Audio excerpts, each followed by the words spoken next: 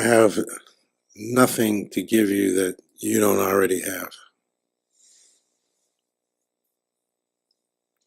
It's not possible to give you anything that you don't already have. You come preloaded.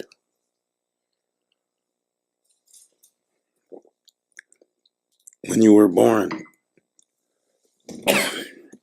the full potential comes with you.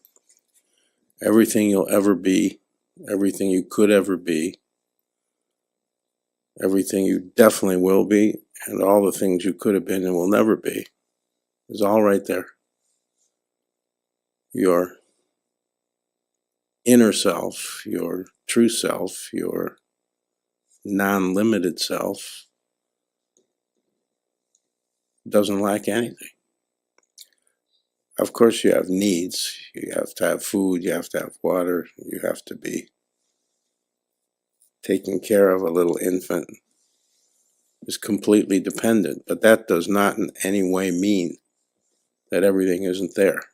That's how it's taken. Dependence is mistaken for lacking something. But a newborn infant doesn't lack anything. The same way as the biggest tree you'll find in the sweetest field, the biggest, broadest, started as a tiny, tiny, tiny seed. And everything that tree is was in that seed. So your potential is not something you add later. And that's why nothing can be given to you, added to you, removed from you. They can take out your spleen. They can take out your appendix. They can take out this and that, but they're not really removing anything from you, because you're organically whole. That's the nature of a human being. Your essential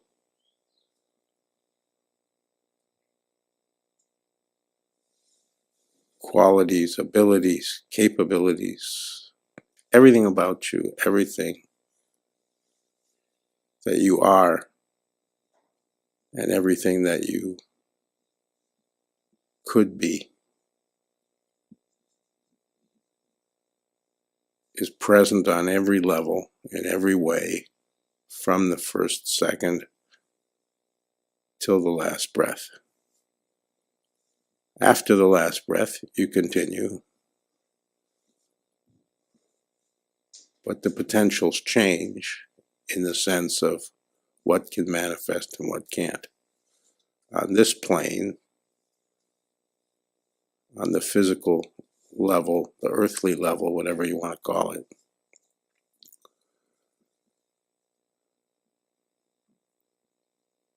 the range of what can manifest, the range of what can come out of you, is the interaction between all your potential and this level.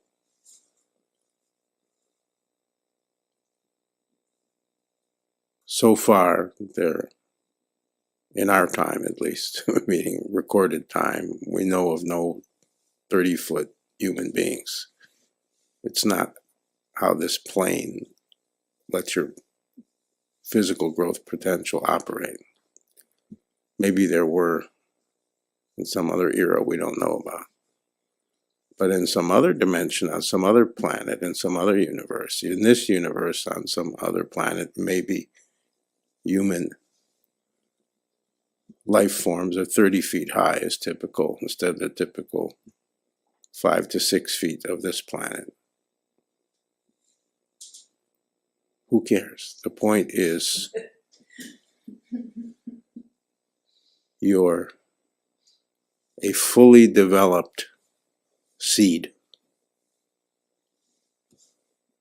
As your life unfolds, whatever happens, whatever you do, is the demonstration of that potential. It isn't about going out and grabbing something and then sewing it on, and now you have something you didn't already have. It's not, the point here is it's not possible for you to have anything that you didn't come in with.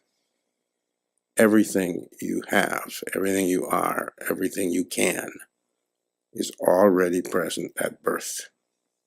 This is not the conventional view. This is not the common view. This is not the everyday view. This is how it actually works.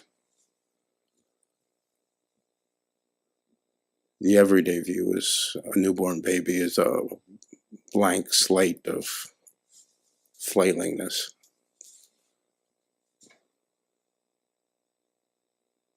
It's a very denigrating view.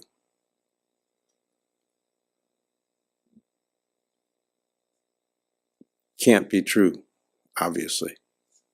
How could it grow into a child, into a teenager, into an adult if it's just a mass of flailing whatever, and what you load it up with is what it becomes? It's all genetic, even on the level of DNA, it's all genetically present at birth. DNA is just the physical and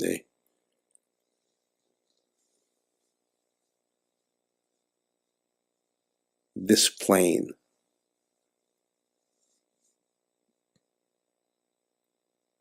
aspect of it. They haven't even discovered it yet, that genetics is everything on this level. There's this constant debate that's been going on for a few hundred years about nature and nurture, about how much is environment and how much it's genetics. They'll keep debating it forever because they're not asking it from a spiritual perspective, and they don't take into account what the mystics of all the ages have explained. There's no debate, it's genetic. Genetics is 99.9%. Every thought you have is involved with your genetic load. Every feeling, even your experiences. You're not operating in a vacuum. You're not accumulating. You're bringing forth, bringing out what's already present, already loaded in, already essential, definitional, already defines you.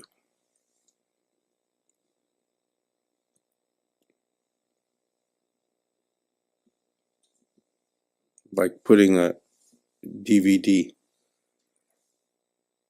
into a DVD player or a preloaded iPod. You're an iPod. You're preloaded.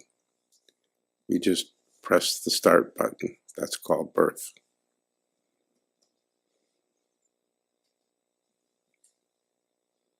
So that has vast implications in hundreds of ways, if not thousands of ways. We're not talking about the implications, we're talking about the structure. The implications it has for fate, destiny, free will could be talked about for days, weeks, years. But we've got an hour or two. So.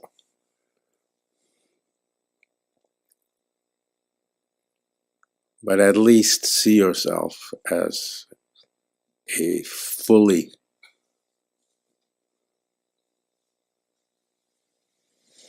capable human being, divine being. Don't see yourself the way you've been taught to, as you have to acquire this and you have to learn that, and then you'll be on your way. Or until you get this degree or have learned this skill, you're not who you're supposed to be yet. You're always exactly who you're supposed to be. You came ready for that.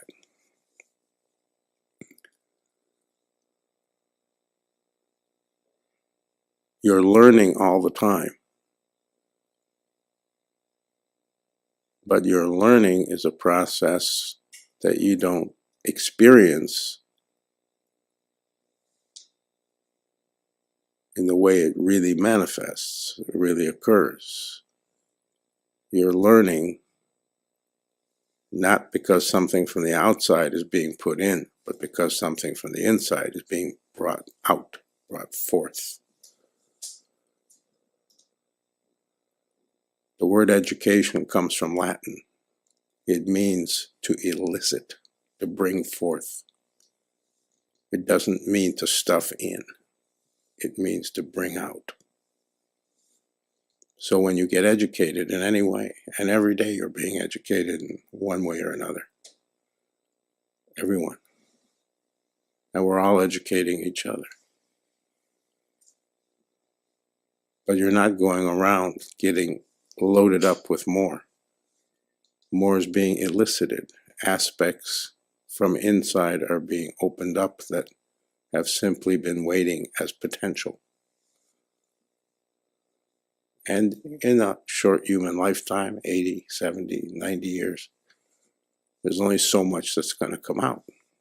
There isn't time for more. But that doesn't mean you shouldn't see rightly that whatever comes out in that short span, that isn't the definition of you. That's just what happened in this lifetime. The definition of you is far more gigantic because you're a spiritual being. So the potential in you is your individual potential, but it is part and parcel and representative of the potential of the whole human species. So if one person can do it, that means you have that potential in you. There was only one Leonardo da Vinci.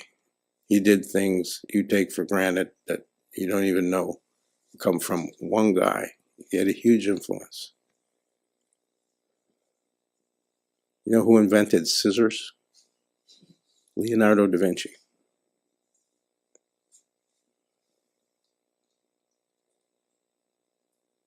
You know who invented the helicopter? Leonardo da Vinci. He didn't have a working prototype, but his draft models were workable with some adjustments. If the prototype could be put together, they've done it. It will fly. Not exactly as his drawings indicate. There would have had to have been some adjustments, but if he had the right materials, he would have figured that out.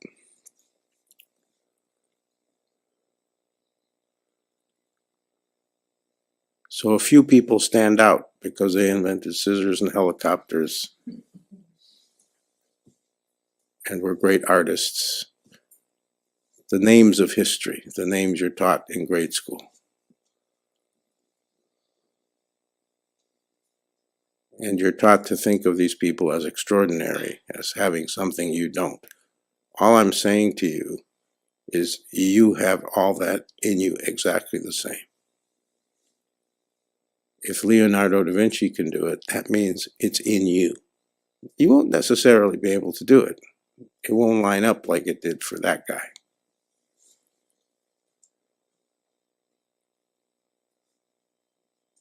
But if you think for 1 second that you don't have everything that Leonardo da Vinci had in him, if you think for 1 second that you don't have everything Buddha had in him, if you think for 1 second that you don't have everything and anything, every name in history had in them as a living human being, then understand that you do.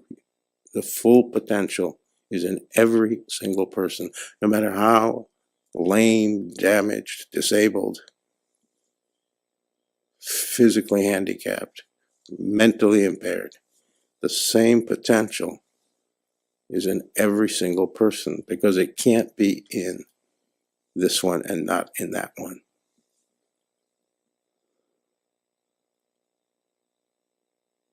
It's easy to understand that every blade of grass is essentially the same, but we don't think of ourselves that way. But that's what I'm saying. Leonardo was one blade of grass, you're another. There's no difference except he did certain things, you're doing certain other things. You don't know what the future will bring. You don't know what's going to come out of you before this life is through.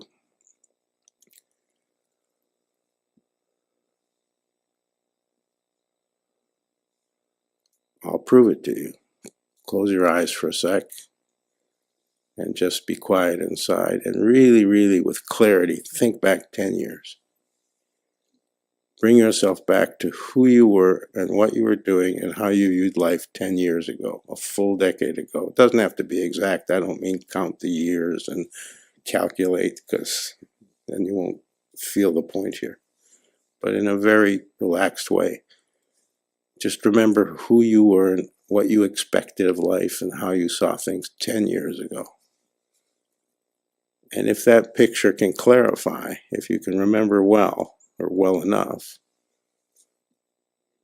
you can probably notice, I suspect most of you will, without difficulty, be able to notice that most of how you saw your future and what you thought you would be like down the road just 10 years ago, which isn't that long a time, you couldn't have imagined being who you are today. It didn't occur to you that you'd be the kind of person doing the kind of things you're doing just 10 years later.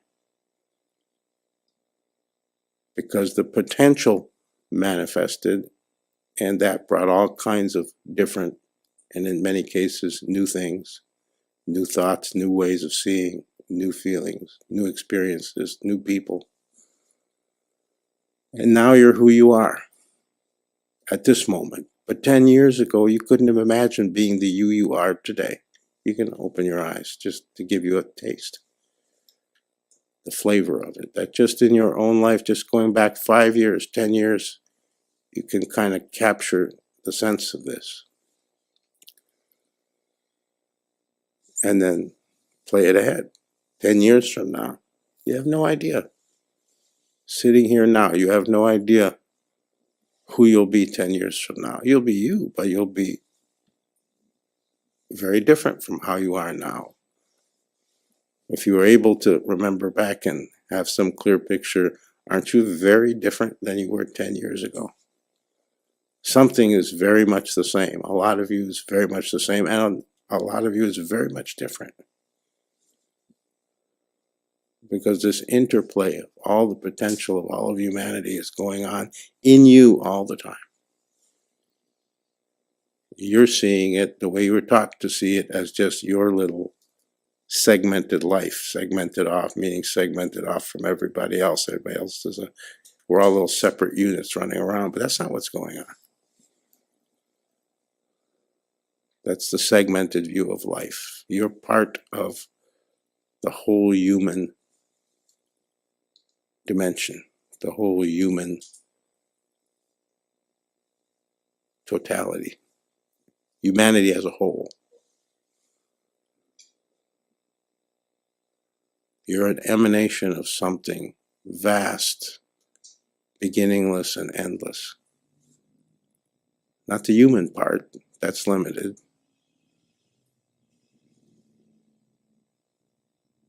But the part that's spirit itself, the part that's divine, the part that has to do with the eternal and the infinite.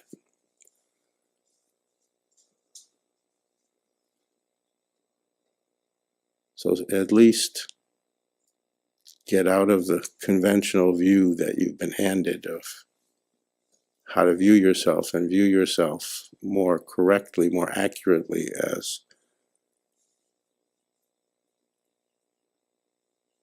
the vast potential that you are.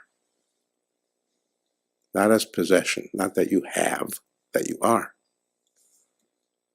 People think of potential as like an object in our time, like it's a resource. You'll do something with it and get more money. But it's vast as existence. You're the emanation of the potential of existence in the form called you at this juncture. You experience it as your life.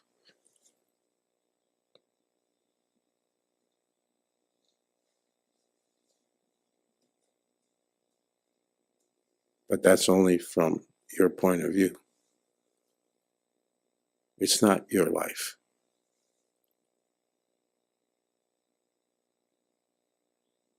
It's existence manifesting. It's the whole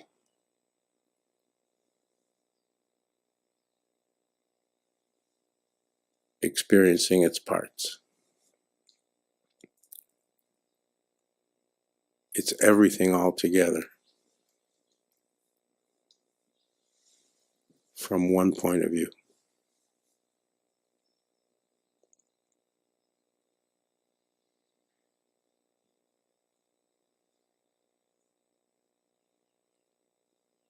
Stop falling for this idea that you're a human being seeking the truth, or a human being wanting to know God or find reality. You're a divine being. There's no question about it. You're a spiritual being.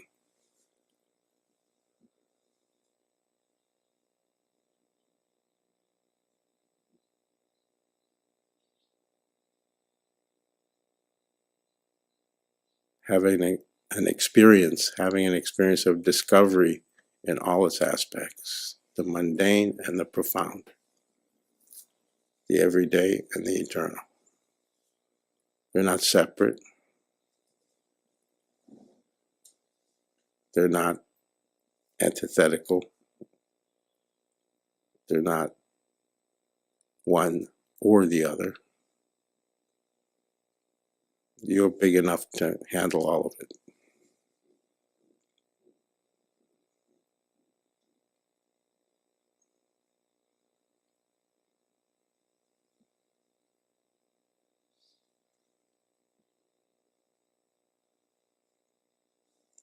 Okay.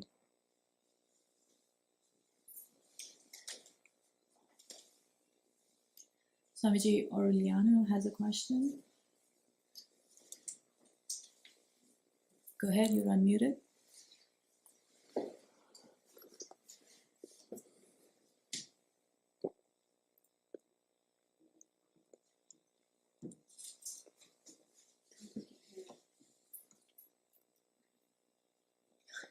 Ananda Dave, can you check? We don't hear anything.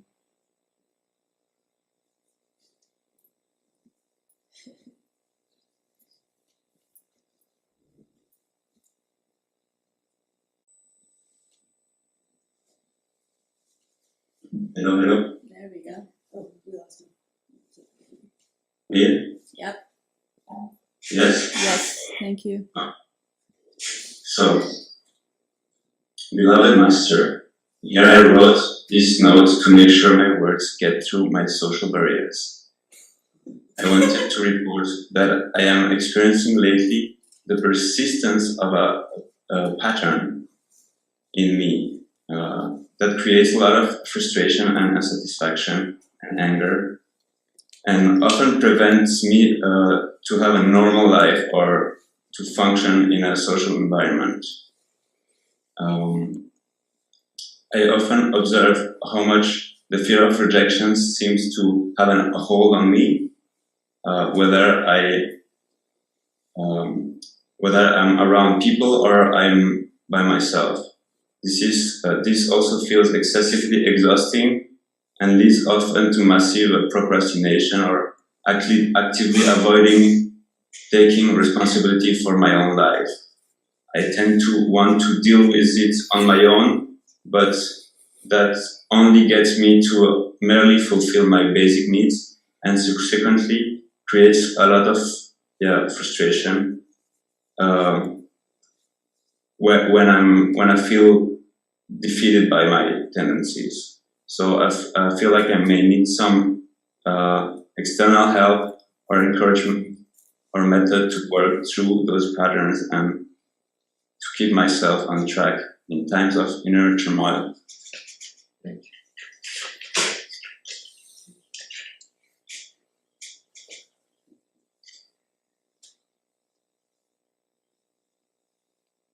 So at the base of what you're saying is the concern with what other people think.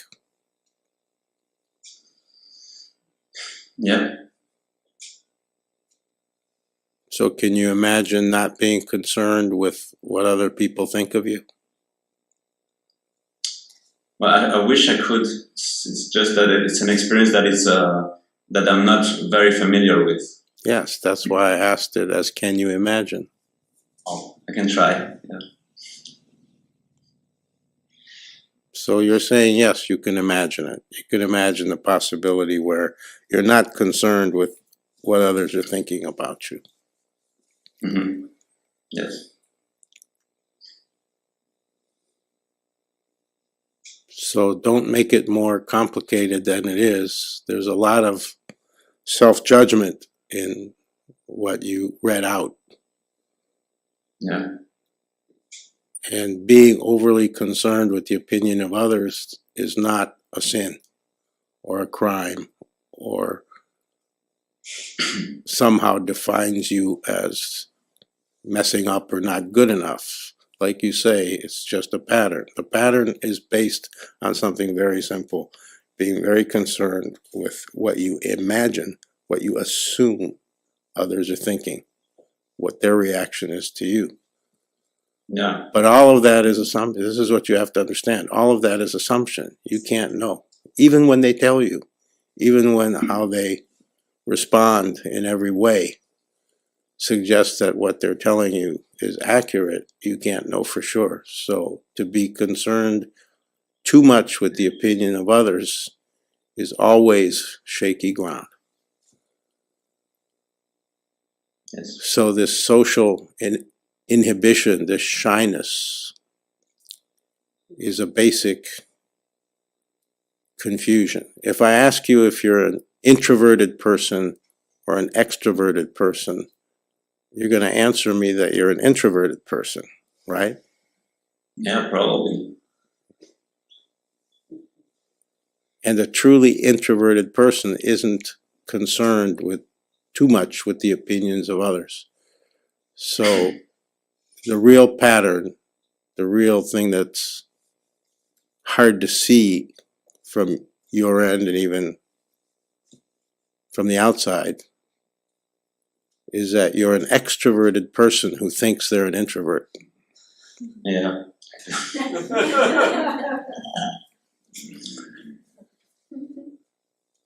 So the trick here is not that you have to take it on as this big psychological set of barriers you have to overcome.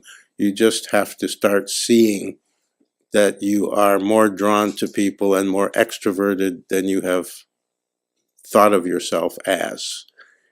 And if you let yourself be more that person, relate more as the extroverted one, Yeah. that will make a gigantic difference. And then at the same time, if you realize that concern with what other people are thinking about you is kind of a dead end, and let that drop away more, the whole pattern is handled good enough. It doesn't take years of depth psychology, depth therapy, although I'm all for years of depth therapy if it's required. But this doesn't require that. This is about understanding yourself in a different way. I just saved you 4 years of therapy. Yeah. Yeah, maybe. It's very uplifting to hear of myself that I'm an extrovert, because I tend to be jealous of those extrovert people, and I'm like, I want to be like them, but Yes. I don't know how to do it, but Yeah. It's in you. It's already in you. Okay. It's already in you. You just have to come from that. Be that. It'll feel awkward. It'll feel like you're mimicking it. It'll feel like you're trying to be somebody else. But that's just because you're not used to it. You're used to experiencing yourself and acting accordingly as introverted. For a shorthand way to say it. So be the extrovert you are, and it'll become more clear. It'll become more comfortable. But as it becomes more natural and comfortable, because it is more natural for you, because you are, it'll become much more clear, and it won't take a long time if you really do this. It'll become much more clear that it's true, that you're not in the grip of some difficult pattern that can't be resolved. And if you operate more as an extrovert, it doesn't mean the shyness magically goes away. You can be very extroverted and shy at the same time. There's nothing wrong with it. Don't interpret inhibition, shyness, social anxiety, fear as meaning you're introverted. Don't, or that there's anything wrong. This is just about knowing yourself better. But the better you know yourself and the more you see what's possible, you'll come out of that feeling of constriction. You won't feel so shy. You won't feel so held back because you'll be able to express yourself as you want to without worrying about what's going to be the reaction. It's an experimentation. You have to experiment with yourself.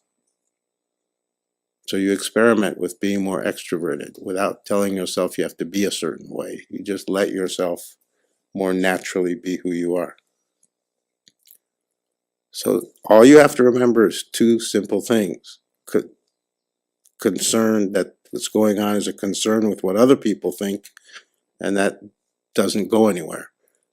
And the idea that your shyness represents being basically introverted, but you're actually a natural born extroverted person. That's all you have to remember. I'm extrovert, not introvert, and what other people think doesn't really matter. Okay, well, I'll try that then. Thank you.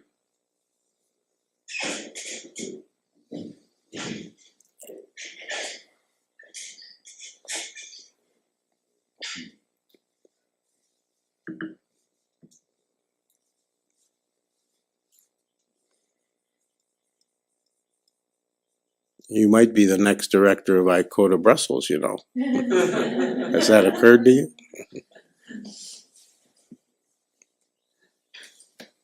Since ICODA Brussels is moving. Oh yeah.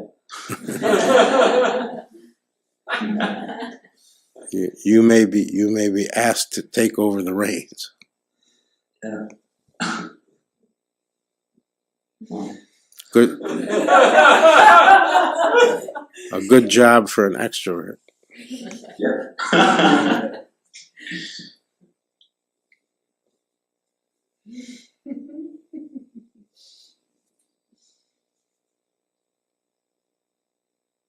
All this self-questioning, your questions are always a self-questioning. From the first time you showed up a couple years ago, it's always been this self-questioning going on. And self-questioning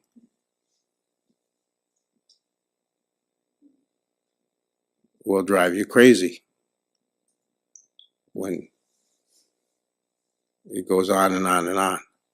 So this whole thing about actually being an extrovert really, really matters. Because the self-questioning is a product of not, in a big, to a large part, is a product of not knowing that you're an extrovert. So things seem off, things don't make sense. So a lot of this self-questioning that drives us crazy, in your case, will go away if you start to see yourself more how you really are and live it.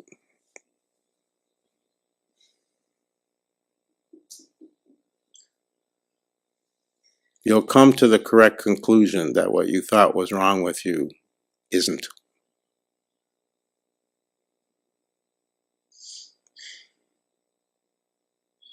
Because the base idea here is that there's something wrong with you. That idea is incorrect. There's nothing going on that is a genuine problem.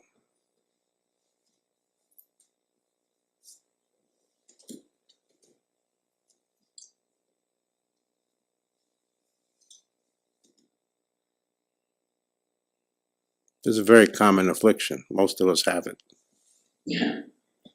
We think there's this whole set of problems that we think is us. And on closer examination, most of it turns out to not be really a problem.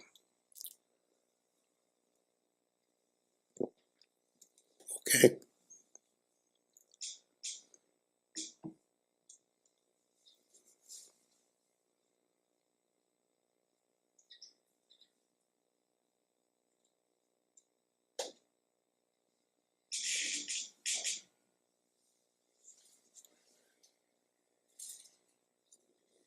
Swamiji, Noah has a question. Noah, could you go to the cushion, please? Last week, I felt like I had a very deep knowing that nothing can ever be known. And then this last week,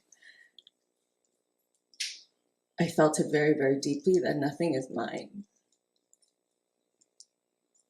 That's it. And it's very,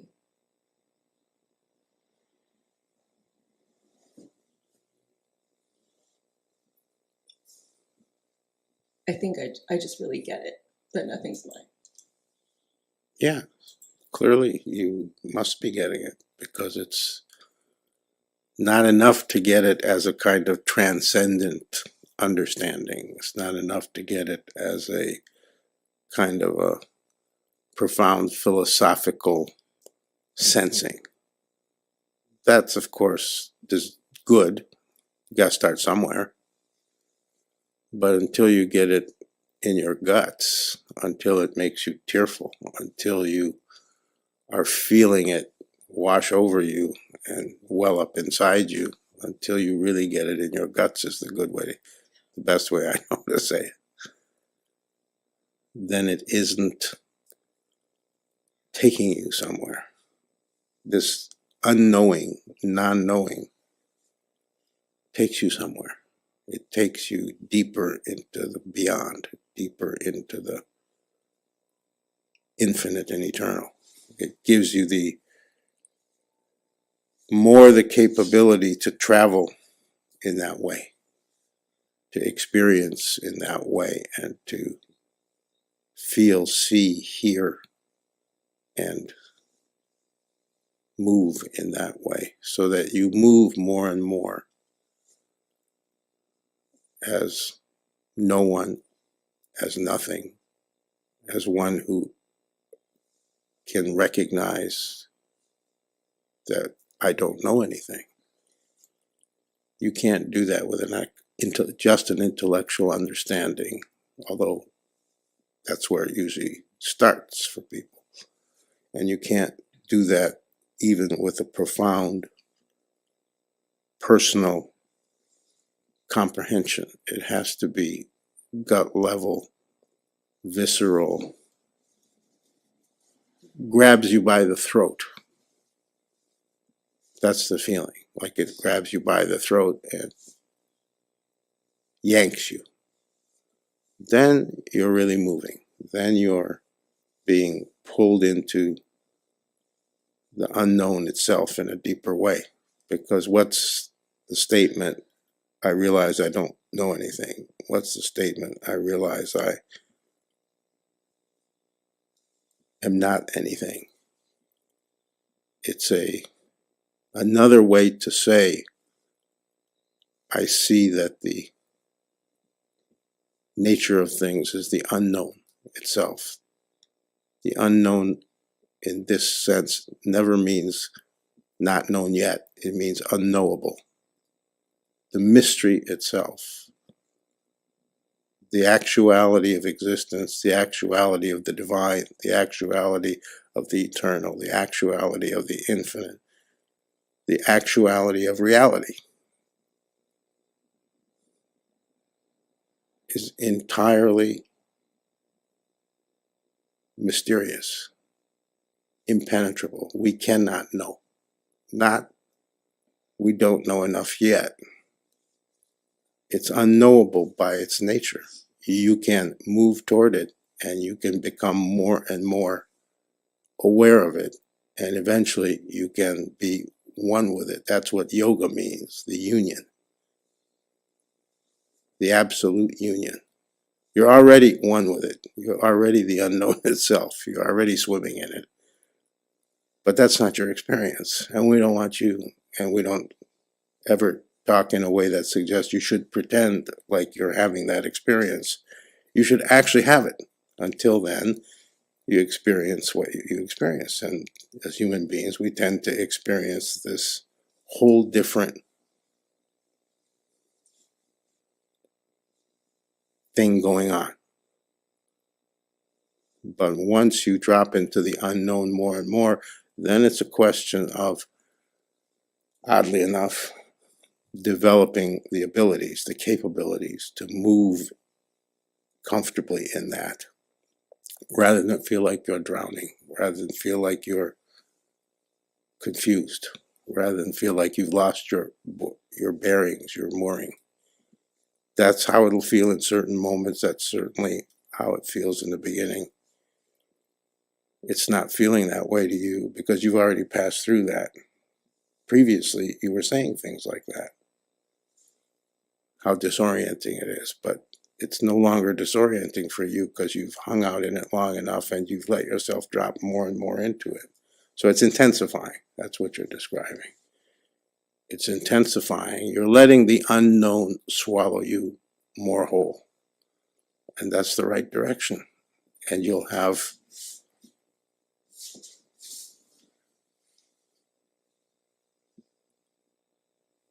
very, very surprising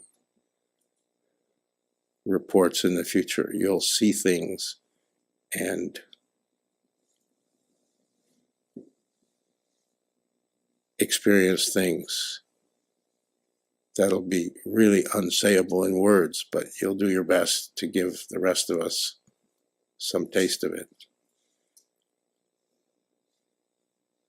It's absolutely, though, the thing to know is it's absolutely the right direction. Don't get, even for a second, and it doesn't sound like you are, but this is kind of this is inoculation. Even for a second, don't let yourself worry, because you will get swallowed up by it to the point where you disappear. And then the potential for joy, the potential for ecstasy, the potential for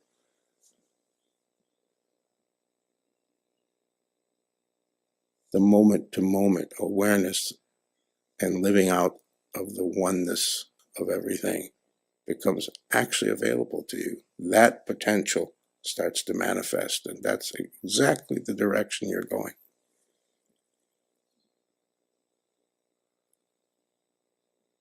Now, everybody's on that journey in one form or another. You're just a good example of the form of it where it's about the unknown itself. It's about entering into the unknown. The way you walk into a jungle and it gets thicker and thicker and everything starts to change because now you don't even know at what point you entered in. It's too far away. You've gone too far into the center, toward the center of it, that whole environment. becomes more familiar to you. When you were standing at the edge, it was ominous, but once you're in it and used to it and you have your bearings, you know what it all amounts to. You kind of calm down, and that's the phase you're in. You're not afraid of it anymore. You probably don't remember, a couple of years ago, you were reporting the fear that goes along with entering into the unknown for real, letting it have you. But that fear is gone. That's why you're moving so deeply, so fast. So at this point, trusting your own intuition, your own wisdom, I'm looking for a word, but I'm not sure if there is one, because it's more than wisdom, it's more than intuition. Trusting whatever your gut tells you will be absolutely the right way to go. You will not make a mistake doing that, because your gut will tell you, turn left here, for example, when it'll seem counterintuitive, like that would not be a good idea. Your mind will tell you that's not a good idea, but your gut will say it's absolutely the right way. Trust your gut. You're getting to the point where you aren't going to need me much. So it's very exciting. But there's many, many unknowns ahead. In other words, you'll experience things you never imagined. Things will open up, dimensions will open up that are not imaginable ahead of time. You'll see. And you'll tell everybody else, and that will give them confidence that they can travel into the deep jungle safely too. Right now, you're still the leader of the pack.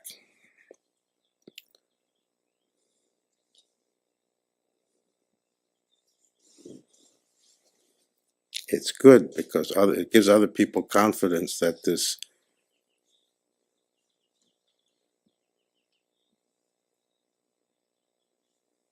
experience of the mystical itself, that this is actually a journey that's very daunting and scary for people. Everybody. Nobody doesn't go through the terror of it when they start to experience this is actually freaking real. This is not like some mental trip. This is not like, oh, I just get all ooey gooey. This is reality itself becoming more tangible. And it's very different from what we're taught reality is. We're taught reality is the physical reality. That's the antithesis of what's actually so. So as you come out of that trance, and as you tackle the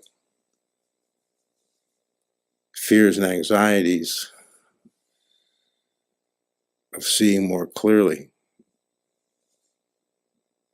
of the mist dispersing, and you see that it's nothing what I was told, and it's nothing what I thought, and it's nothing of what people generally believe, and it's nothing of what I've experienced ever before. That's quite startling. Deer in the headlights feeling of like, what's going on here? And what have I gotten myself into? So it's very good that it's always somebody is leading the way spiritually in all these different ways we can approach. Because then everybody else gets to see that no matter how daunting it is or how scary it feels, it actually is safe. It actually is the right way to go. It actually is real.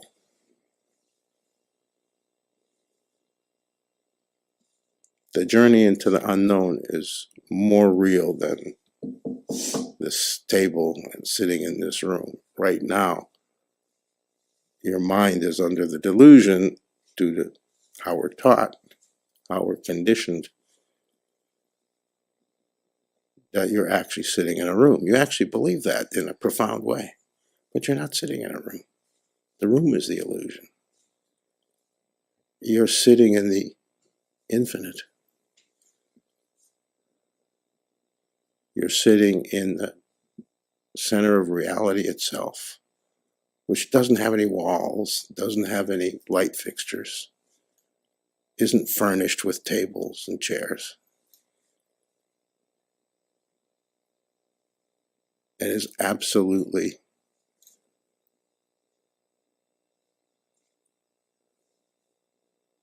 the actual reality.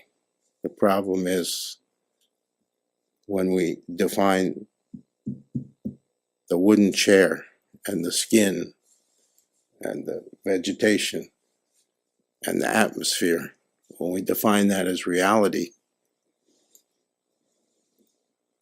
that's like sitting on a boat and defining it as dry land. It's just not the truth. It's just not the nature of what's going on.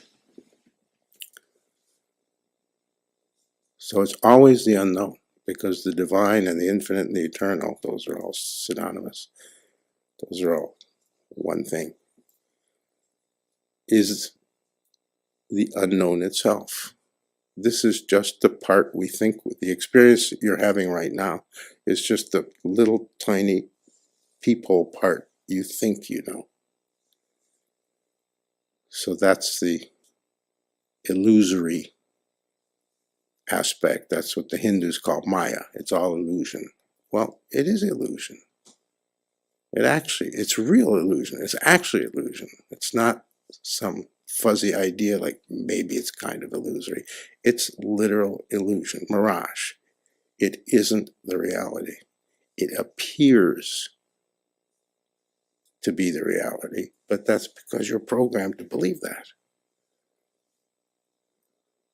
When you start stepping out of that, which is the spiritual path, the spiritual journey is more and more towards reality. All definitions get blown to bits because all the definitions we've been given are based on a material view of life. At least in our world, in our time, in our culture, the base definitions are material, and they don't apply to this spiritual life. They only apply to tables.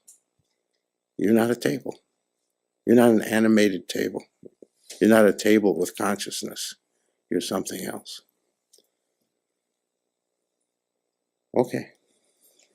I just wanted to say momentarily a couple times this week, my mind, I wanted to see if I could believe in the illusion again and see let me just see if I could believe in it again. But I couldn't do it because it's just too real, I guess. So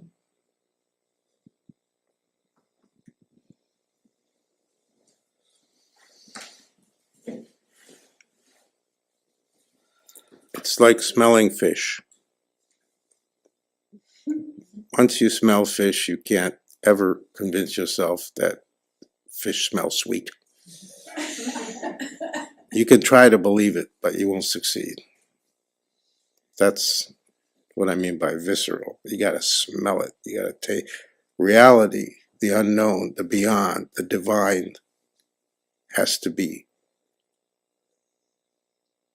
bitten into. You have to smell it. It has to ring in your ears. It has to be churning in your stomach. It can't just be this, because a lot of us have this idea that it's kind of a rarefied, transcendent understanding. That's a philosophical approach, goes nowhere. It's a living thing.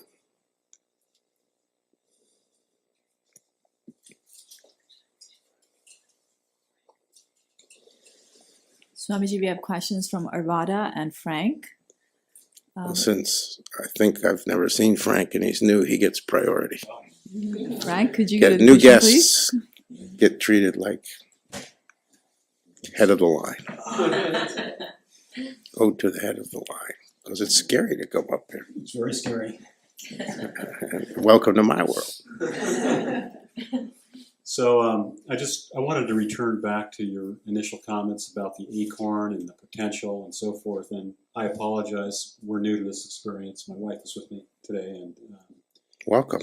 thank you. So apologies if we're covering ground that's already been covered. But I'm taking the Nothing to apologize for. good the comments about the acorn and potential, and that we already know we pretty much is all in us. One of my reactions to that was, well, I don't think that negates the need for education or getting degrees or learning things. You got to still elicit it, as you say, but putting into context what you were saying, even though we have these potentials, I'm thinking about one of the things that my wife and I are doing right now is trying to be more conscious about our planning rather than letting things just happen to us. And so, in fact, we're down here in Southern California for Northern California because we planned this trip and we did a Google search. We found out about you, and it sounded interesting, and it is very interesting. So I'm wondering if you can comment on, the sort of this idea that we don't want to wait around and let things happen. There's got to be some kind of active effort to direct our lives and figure out where we're going.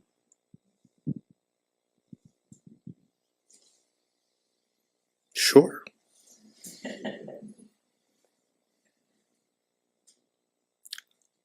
Are you spiritually seeking? Yes, but a beginner. Is that really me in that picture? It's awfully gray hair. Oh, welcome to the Gray Hair Club.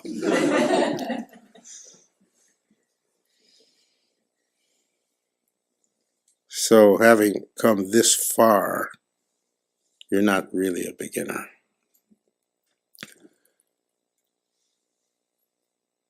On one hand, we're all beginners. On the one hand, the only intelligent, the only wise approach is to always see yourself as a beginner. The most advanced are genuinely still beginners. We're all beginners forever. If the unknown really is unknowable, then how can we be anything but beginners? On the other hand, because you're sincere and because you're doing what you're doing, it's a little bit not 100% accurate to think of yourself as a beginner, because you've taken the initial steps. A real beginner is the one who is about to take the first step, the one who is about to step forward, step out. You've done the amazing action of stepping out. So you're feeling unsure. That's why you think about and talk about planning, and the way you're holding it is a result of how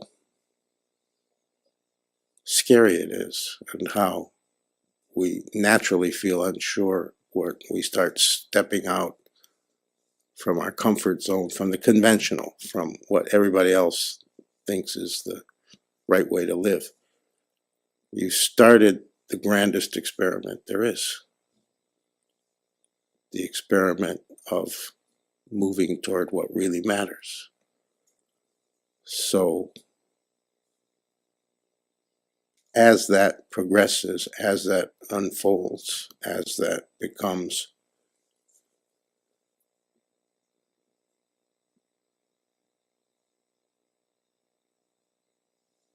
more and more in view,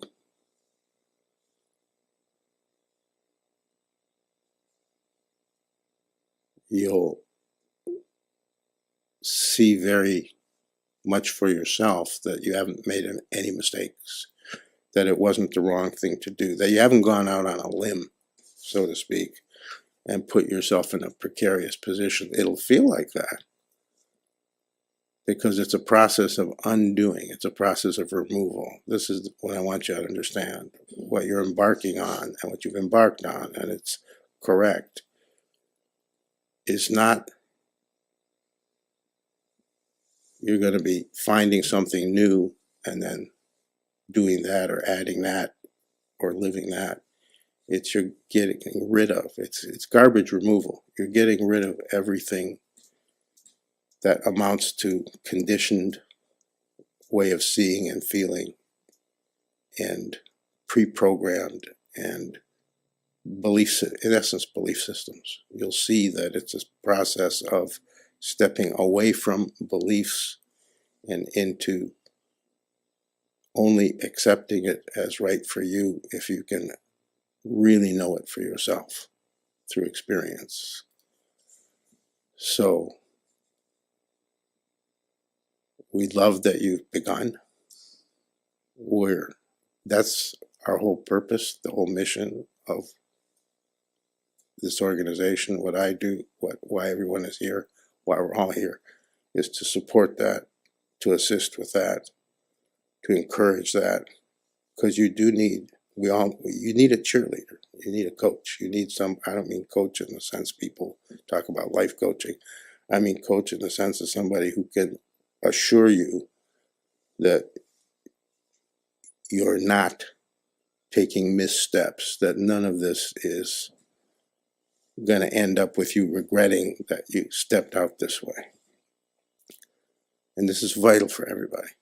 Everybody who is searching for what's more real has to have that encouragement. It's hard to get, it's hard to find. And you have to understand that you won't get it from worldly sources, because the worldly sources encourages you to stay with the herd and be loyal to the conventional, because that's where safety is. But that's false promise. There's no safety in that.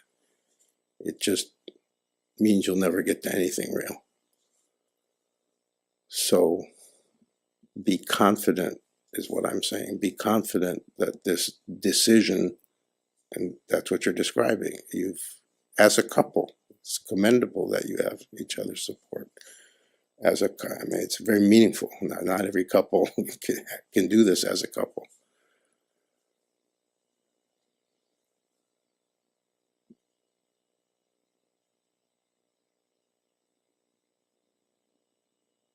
You will not end up in a situation where you regret that you took this step.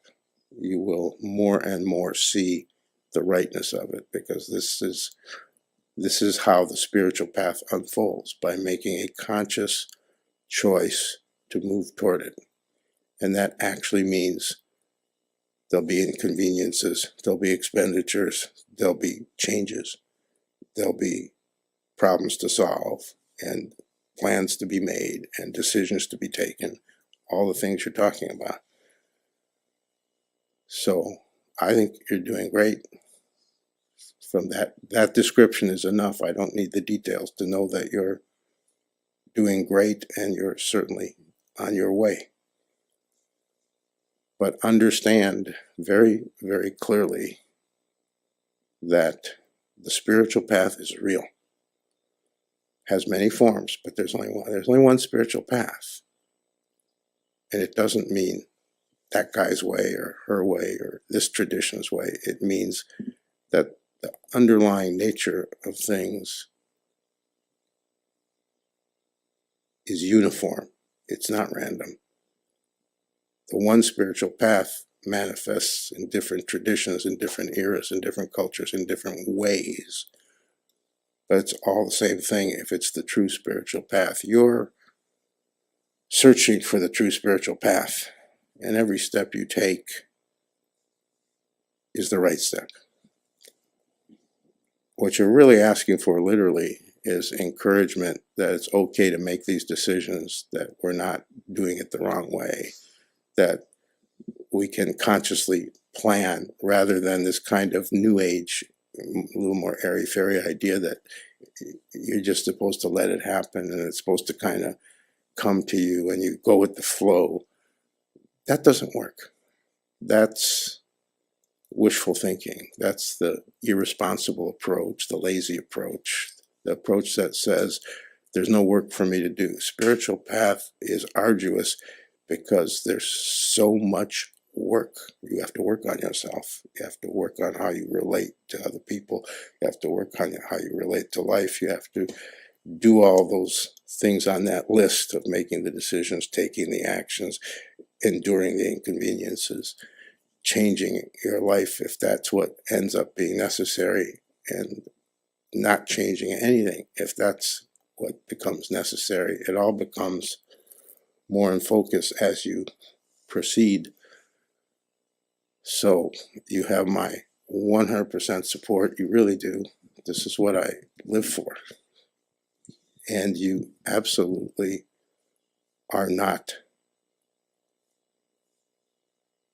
making any mistakes. So yes, make responsible decisions based on your intelligence. It's not supposed to be lightning striking. Thank you. Those are good answers and answered questions I didn't even know I was asking. But You were very clear. You were very. No, they were questions I wanted answers to. I just didn't know I was asking them. Thank you. That's my job.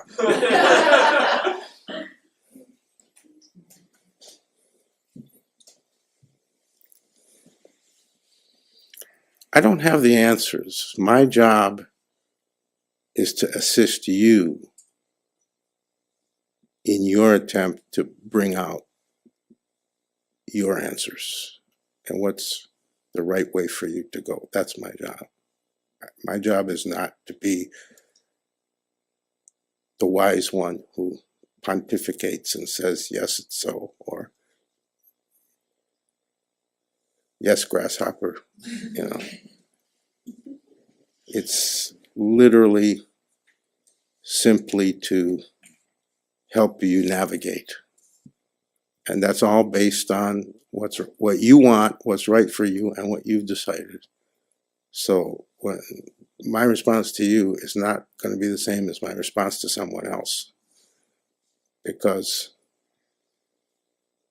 it's so fascinating that the spiritual path is not only quite real, and there's really only one, even though there's many iterations of it,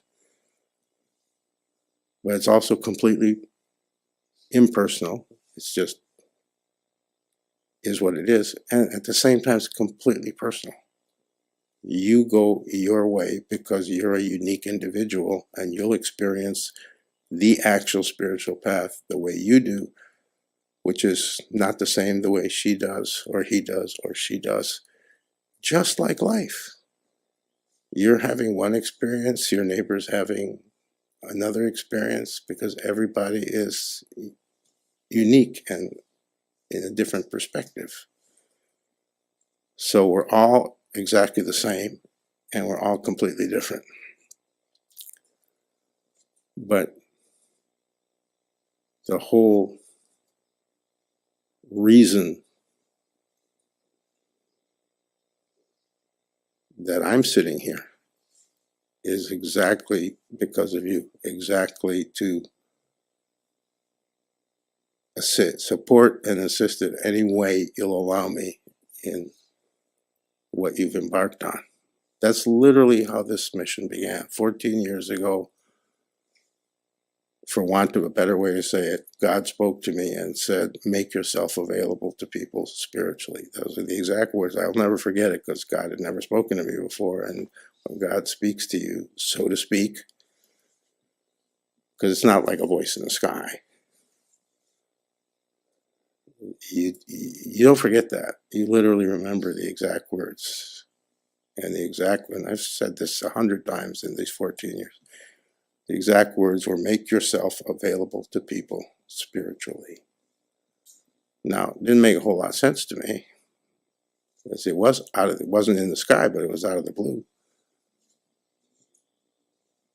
And looking back, there were a lot of indicators going on in the recent to that, for 6 months prior to that it kind of does line up, but odd things that were happening out of the blue, people coming up to me out of nowhere.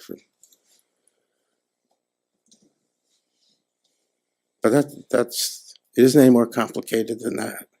It's not my job to tell you how to live. It's not my job to take you to God. In the grand sense, it is, but my job is the job God gave to me, which is make yourself available to people spiritually. So that takes every form and color and nuance and possibility that could ever happen, because it's not a teaching, it's not a philosophy, it's not a theology, it's not a mass production thing. It's person by person. What's right for you? What do we need to understand? What can I assist you with that will help you go where you're trying to go? That's how I interpret. I mean, assist means, to me, assist means assist in any way you can, and make yourself available to me suggests assisting. It means other things too, and other things happen besides what you might rightly call assisting or attempting to assist. But don't have any weird ideas that I'm somehow different from you. Anybody who does what I do is different from other people. I'm not sitting on some Buddha cloud, and I'm not a high consciousness. I've just been given a job, and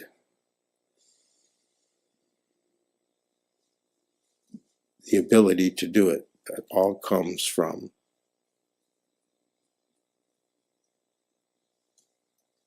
literally directly from God. A human being is not enough to make a difference on that level. But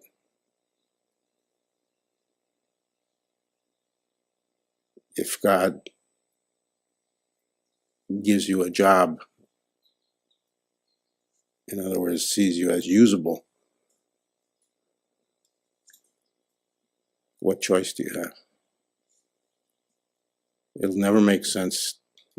You'll see if it happens to you. It'll never make sense to you. You'll never believe that God would say, you're to do this, because you know that you're just an ordinary person. You know your flaws, and you know your weaknesses, and you know that you're not some high being. But if you really can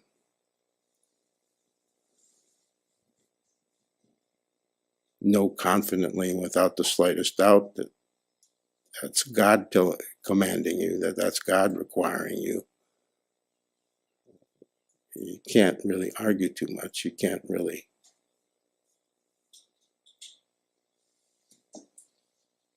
take a position of, oh, I'm unworthy, I'm unworthy. You can't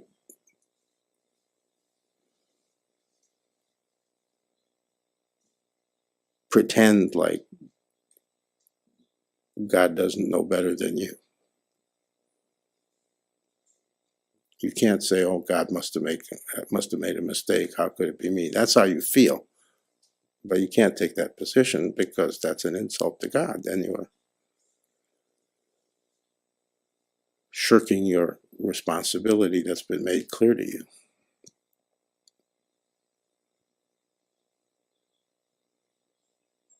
I'm not saying this because some of you might get that divine command at some point in your life. I'm not saying it to explain myself better. I'm saying it because everybody is in this position if you're a living human being. God is always trying to message you. Life itself is a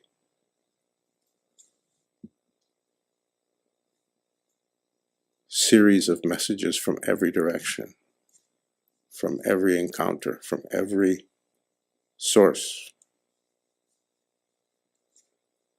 Every experience is a message trying to clarify for you, trying to help you go in the right direction. Most people have the dial turned off. That's the conventional world. But for the world of spiritual seekers, you're trying to turn up the volume and tune in more precisely. And that happens along the way. Just expect the surprises that will bring. Don't be too shocked when something surprising gets experienced, because that's inevitable. When you suddenly are right at the exact right spot on the dial and the voice comes in clearly, that's like, whoa. So whether it's experienced as intuitive or as meant, you get it intellectually, or whether it's in your guts, or whether it's very rarefied and transcendent in how it's experienced or felt, no matter how it comes, what the nature of it is, it's more and more being willing to move in the direction of the will that's greater than your will. The intention that's divinely oriented and comes from a completely reliable source.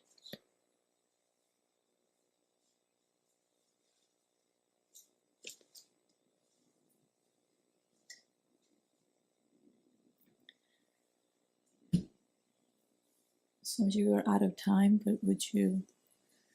Yeah, go ahead. Okay. Arvada, could you please go to the cushion?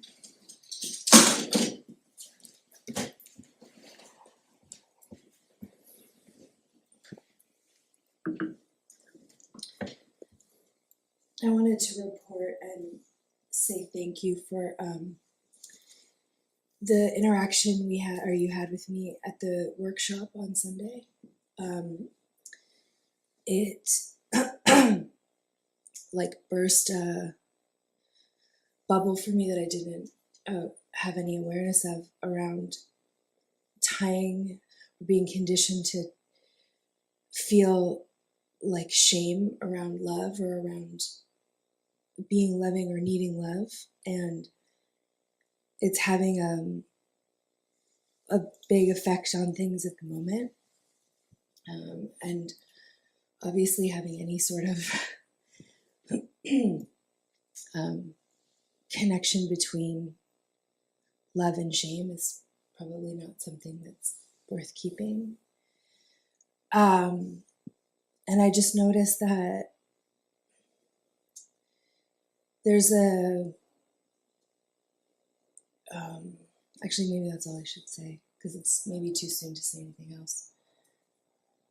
There's yeah, maybe that's, I'm not sure about the rest of it yet.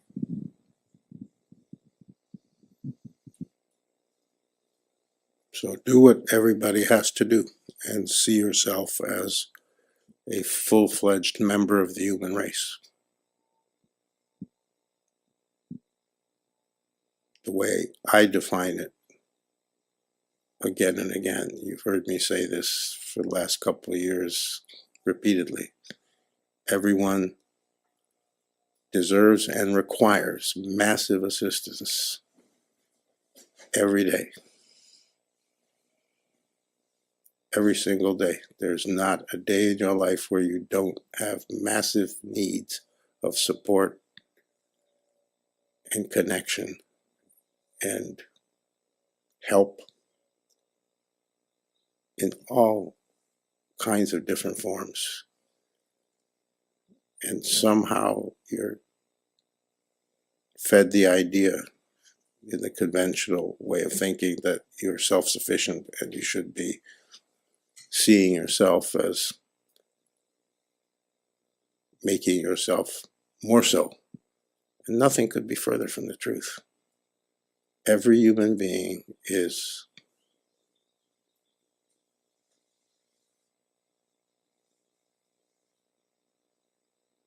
massively in need of daily, profound contact with other people, with yourself, with what's inside you, which we tend to not be much in contact with in the Western culture. Everyone needs massive assistance all the time, is the shorthand way of saying it. That is not what you're taught in the everyday world. That is not what's accepted as the reality of a living human being. You're supposed to see yourself as, independent. There's nothing independent about a human being. You wouldn't even be here. It took two people to get together just for you to be here. How could you be independent? But what we miss, what's easy to miss because of how we're conditioned to think and feel and experience, is that it's a daily thing. It's an ongoing thing. No matter how much support and love and kindness and helping hand you received yesterday, today's another day and you need just as much. Everyone needs massive assistance all the time. We are completely interdependent on each other in a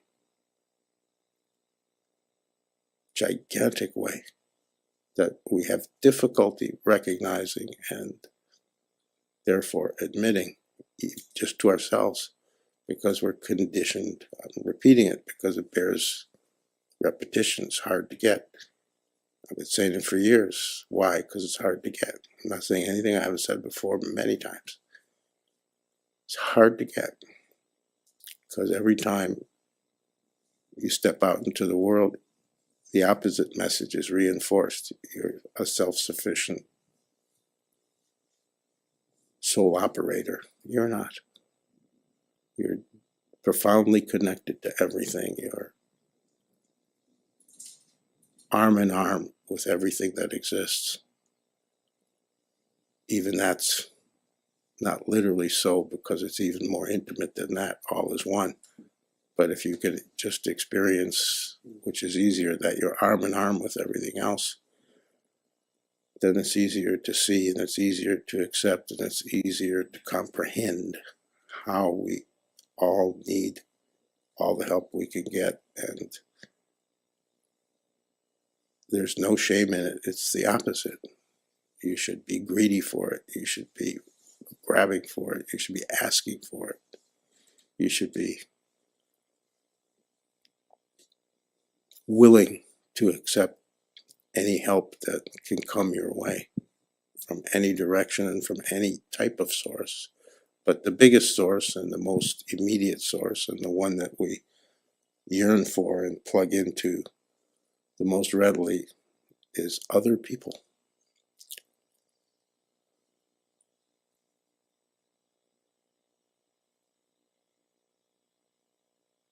You will not find any deeper connection to God, and you will not find any way to reach truth for real without a much more profound involvement with other people in your life, without both a deeper connection with whoever crosses your path and without an expansion so that you allow more people to be involved with you. Quantity and quality, both. Those are turnkeys for expanding your consciousness, for moving forward spiritually. You cannot do it by yourself. You cannot do it sitting in a cave. If you just do it sitting in a cave, it won't hold. At the very least, if it were to gel, if it were to hold through those more traditional methods, it'll be tested when you're back with other people. And that'll show, that'll prove, that'll demonstrate whether there's anything real, whatever you got to, whether there's anything real in it or not, or you imagined it. Because the test is always other people. The test is always how you relate. The test is always what you bring to the table. That's both the test and the proof. That's both the method and the means as well as the demonstration. It's always, always, always related. Whatever else it's related to, whatever else is involved, it always is related to your relationships to other human beings. That's what you're referring to.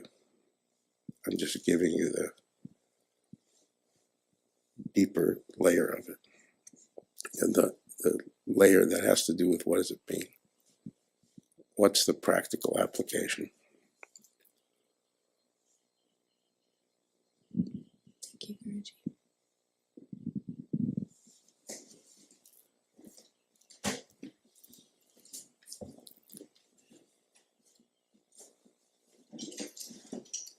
Spiritual path is not about the profound. It's about the practical implementation of the profound. First, you have to reach the profound. What's more profound today than yesterday, this year than last year? First, you have to go deeper. But the part people often don't think about or aren't clear about is implementation. It's not enough to know more of the truth. What are you going to do with it? How do you implement it? How do you live it more? How does it come into play in whatever way is meaningful?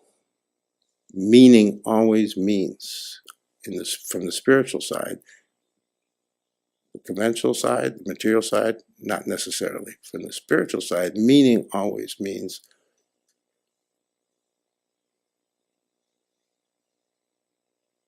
and also the practicality. How do you bring it in? How does it change your life? How does it change how and who you are? How does it, it's not enough that it's in your heart. Oh, it changed in my heart. Now what? How's that gonna make a difference in a practical way? Whether it's for you or whether it's for someone else, or whether it's how you relate, or whether it's for the whole universe. That's not for you to determine. For you to determine is, if it means something, how's that manifested? How does that come out? What's the practicality? If it isn't practically applicable, if it can't be applied in real life, then it's just something mental. Then it's just another idea. It may be a lofty idea, but it isn't going to transform you, and it isn't going to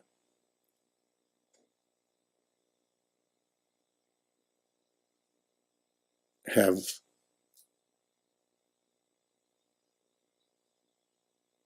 a betterment for everyone and everything. It isn't going to be part of the universal. If it's real and better for you and takes you forward, it's part of the universal. That's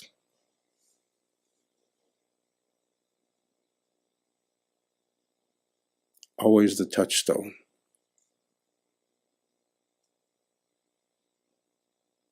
So now we go all the way back to the beginning when I sat down and started talking. We can tie it off. So everything I was talking about initially is exactly that.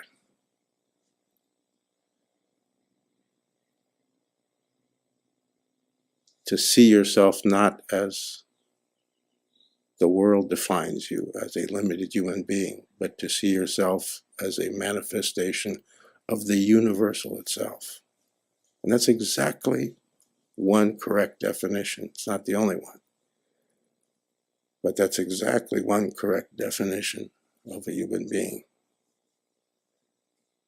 which is a divine being.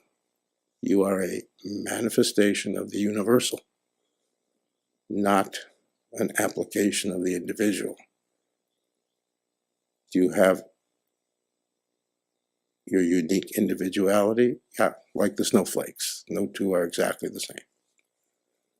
But does that in any way negate the fact that you are the universal itself? No. The more you see yourself as the universal rather than the particular,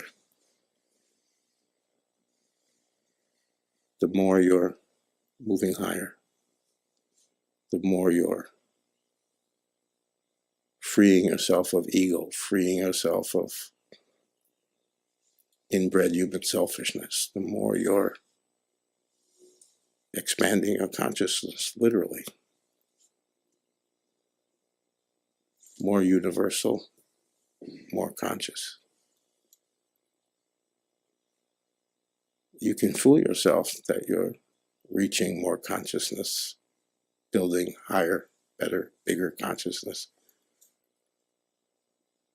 But that would be ego. You'll know it's true when it's more a feeling of smallness here instead of bigness, when you feel yourself more as part of the universal.